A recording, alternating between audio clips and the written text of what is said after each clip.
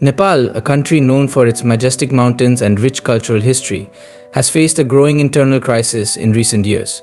A crisis not born out of natural disasters or foreign invasion, but one rooted deeply in the actions of its own political leaders.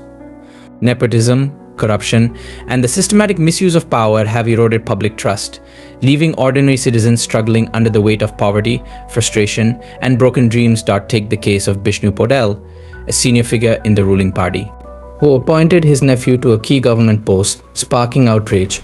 Public criticism fell on deaf ears, and no investigation followed. These unqualified individuals make decisions that affect millions without any accountability or understanding of the country's needs. Sushil Koirala, former Prime Minister of Nepal, has faced criticism for appointing family members to various government posts. Gyanendra Bahadur Karki, a prominent leader in Nepali Congress, was accused of securing positions for his relatives in high governmental departments. Bamdev Gautam, a former deputy prime minister, has also been criticized for favoring family members in political appointments. Madhav Kumar Nepal, former prime minister, was also criticized for advocating for the employment of his relatives in influential governmental roles. This rampant corruption is causing irreparable damage to the country. Ministers and leaders have been accused of demanding bribes before approving contracts or passing legislation, making it almost impossible for honest citizens to get basic services done without paying hefty amounts under the table. The citizens have been forced into submission, their hopes of seeing a fair and functional government shattered. The victims of this rampant nepotism and corruption are none other than the people of Nepal themselves. Education, one of the cornerstones of a nation's progress, has been hit hard. Many Nepali children attend schools with outdated curricula, untrained teen teachers, and crumbling infrastructure. The comparison with education systems abroad is stark. While countries like Finland, Japan, and South Korea invest heavily in modernizing their educational institutions, ensuring students receive quality education, Nepal remains decades behind. Frustration among the youth is growing as they witness their dreams being crushed by a system that favors the elite.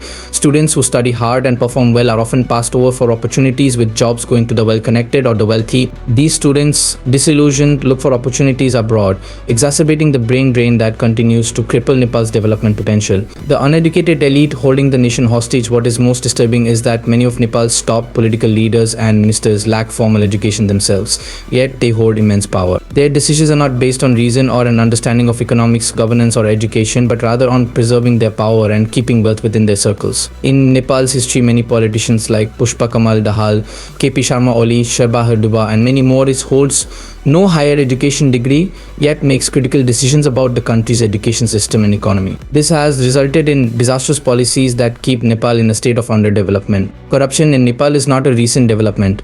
For decades, politicians have used their positions to enrich themselves while ignoring the growing disparity between the rich and the poor. From the Panchayat era to modern times, various leaders have come and gone, but none have succeeded in tackling the deep-rooted corruption plaguing the nation. The lack of transparency and the failure of anti-corruption commissions to hold powerful figures accountable further deepens public distrust in the government.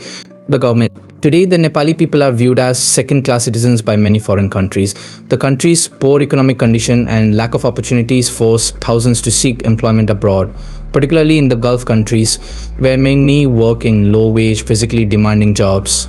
Nepali migrant workers have become synonymous with labor exploitation in foreign countries. They often face discrimination and abuse, a reflection of how Nepal's government has failed to provide them with dignified opportunities at home. The lack of participation in sustainable tasks within Nepal is shocking as more people prioritize personal survival over national progress. Nepal faces urgent challenges that require significant reforms. Nepotism must be eliminated in government hiring to ensure positions are filled based on merit.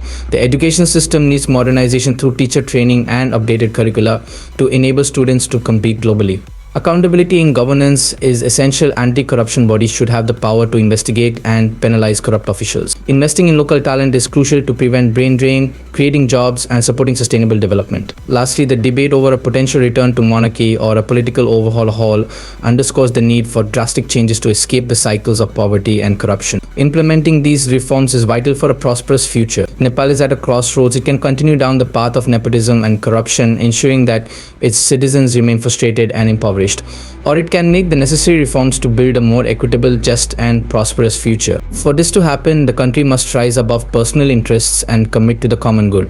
Only then will the people of Nepal be able to hold their heads high as they walk alongside citizens of the world.